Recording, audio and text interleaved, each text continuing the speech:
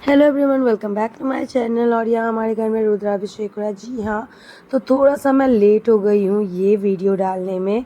और यहाँ दिख सकते हो मैं कैसी लग रही हूँ, कमेंट बॉक्स में बताना, क्योंकि काम करने के बाद और ख़ासकर उस दिन फास्टिंग थी, थर्सडे था। और यहाँ देख सकते हो श्री मैडम को कितना ज़्यादा लिपस्टिक लगाई हुई है।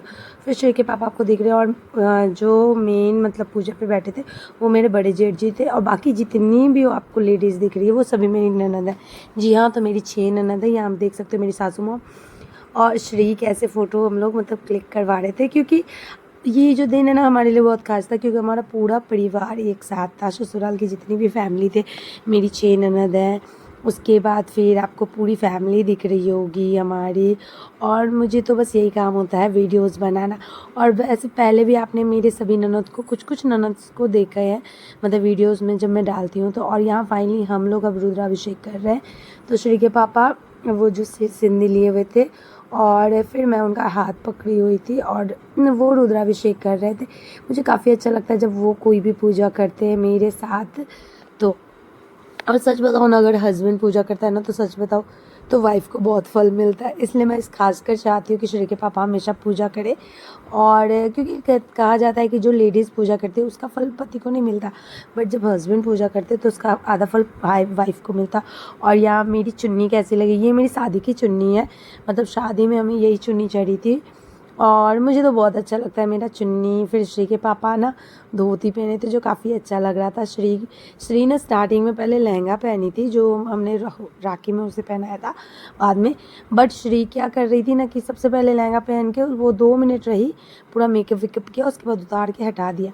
फिर बताते हैं कि ये राखी के पहले का ब्लॉग है, मतलब राखी के पहले की वीडियोज़ है, क्योंकि राखी के 2 दिन पहले हमारे यहाँ रुद्राभिषेक हुआ था, शिव जी का अभिषेक। और सच बताओ ना तो जिसके घर में रुद्राभिषेक होता है उसके घर से सभी बाधाएं, ये विपत्ति हट जाती है। तो अब मेरे छोटे जेठ जी जो है वो आ गए थे। मेरे पहले बड़े जेठ जी उस साइड बैठे हुए थे और फिर उसके बाद छोटे जेठ जी आ गए थे। तो इस तरह से हमारी पूरी फैमिली आपको दिख रही होगी। फिर जो मेरी बड़ी वाली ननद, सबसे बड़ी वाली ननद यही है जो छोटे जेठ जी के साथ बैठकर रुद्राभिषेक करी है, वो सबसे बड़ी ननद है। उसके बाद ये जो रहती हैं ये बरेली रहती है, ये वाली ननद। और फिर जो आई हैं ये शायद मेरे हस्बैंड से बड़ी हैं। हाँ, तो इतनी मतलब फिर हमारे घर के जितने बच्चे आप देख रहे हो, श्री ना हाँ सबके साथ बैठ जाती थी। और ये हमारा बजरंगी, तो ये सबसे छोटा भगना मेरा है। मतलब मेरी जो दी है मेरे हस्बैंड से जो बड़ी दी है उनका बेटा है ये। और ये इतना क्यूट है ना, बट हमेशा इसको कुछ ना कुछ हो ही जाता है। इधर फिर से ये बीमार पड़ गया। और यहाँ पे फाइनली हमारे शिव जी का पूरा श्रृंगार हो रहा है रुद्राभिषेक होने के बाद। मतलब उनका अभिषेक होने के बाद फ्रूट से, तेल से, मतलब इतनी चीज़ें आई थी, बहुत जगह का पानी आया था, प्रयाग का, फिर ऋषिकेश का, सब जगह का, क्योंकि हर जगह हमारी दीदी लोग रहती हैं जो ननद लोग हैं, तो सबको ही लेकर आई थी। बरेली वाली दीदी सारा पानी लेकर आई थी, सारा जल जो होता है शुद्ध शुद्ध। फिर अब हमारे शिव जी का जो है वो रुद्राभिषेक हो रहा है, जो काफ़ी खूबसूरत से होता। और आपको बता दूं कि हमारे जो पंडित जी है वो गब्बर बाबा है। तो ये तो हमारे पुराने पंडित जी है जो बहुत ही अच्छे से पूजा करवाते हैं। तो अगर आप पटना सिटी एरिया में रहते हो तो आप इनसे पूजा करवा सकते हो, जो काफ़ी सुंदर से होता है। फिर मेरे बड़े जेठ जी आपको दिख रहे होंगे जो बाहर रहते, तो ये खासकर रुद्राभिषेक के लिए ही आए थे।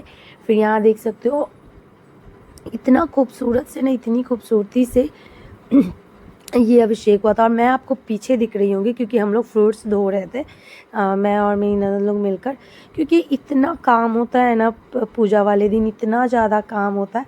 फिर मैं भी आके साइड में बैठ गई थी। फिर यहाँ पे ना बहुत खूबसूरती से, बहुत प्यार से ना हमारे शिव जी भोलेनाथ को सजाया जा रहा है। तो सच बताओ ना तो मुझे तो बहुत अच्छा लगता है। आपको कैसा लग रहा है कमेंट बॉक्स में बताना। और हाँ, कमेंट बॉक्स में जय भोलेनाथ ज़रूर से ज़रूर लिख लेना, क्योंकि सच बताओ ना तो ये घर की शुद्धि, घर के वातावरण को शुद्ध कर देता है और बहुत अच्छा लगता है। आप भी एक बार ज़रूर से ज़रूर घर पे करवाओ, क्योंकि घर पर करवाने से ना सच बताओ ना तो बहुत अच्छा लगता है। फिर यहाँ जेठ जी पूजा कर रहे थे और हम लोग ना वीडियोस बना रहे थे, क्योंकि ये सब यादें ही तो रहती है, मेमोरीज़ कह सकते हैं, यादें। तो ये सारी यादें मैं हमेशा कैप्चर करती हूँ, जो मुझे बहुत अच्छा लगता है। और हाँ सॉरी, मेरा आवाज़ भारी हो गया क्योंकि हम लोग बहुत काम किए थे और इस कारण से मैं वॉइस ओवर बिल्कुल नहीं कर पा रही थी, क्योंकि मेरा आवाज़ बिल्कुल बैठा हुआ था। और आप लोग को पता होगा कि जब भी मैं बहुत ज़्यादा काम करती हूँ तो मेरा आवाज़ बैठ जाता है। और यहाँ पे जितने फ्रूट्स थे वो हम सब ऐसे करके सजा दिए थे जो काफ़ी अच्छा लग रहा था। और फिर हम ना यहाँ पे बेलपत्र, जितने हमारे घर में फैमिली मेम्बर्स थे सभी बेलपत्र चढ़ा रहे थे। तो मैंने श्री के पापा के लिए भी रखा था पर श्री के पापा आए नहीं। फिर यहाँ पे माँ का श्रृंगार चढ़ाया गया था, पार्वती माँ का। फिर पंडित जी के लिए जो पूजा की सामग्री होती ना वो चढ़ाई गई थी इस तरह से। और ये मैं हमारी कुछ फ़ोटोज़ आप सभी के लिए मैं शेयर कर रही हूँ आप सभी के साथ। तो कैसा लगा कमेंट बॉक्स में बताना। और मेरी बिटिया रानी कैसी लगी, क्योंकि ये हमारे बरेली वाली भगना जी है। तो इस तरह से ना सच बताओ ना तो मेरी पूरी फैमिली आपको दिख गई। Thank you so much.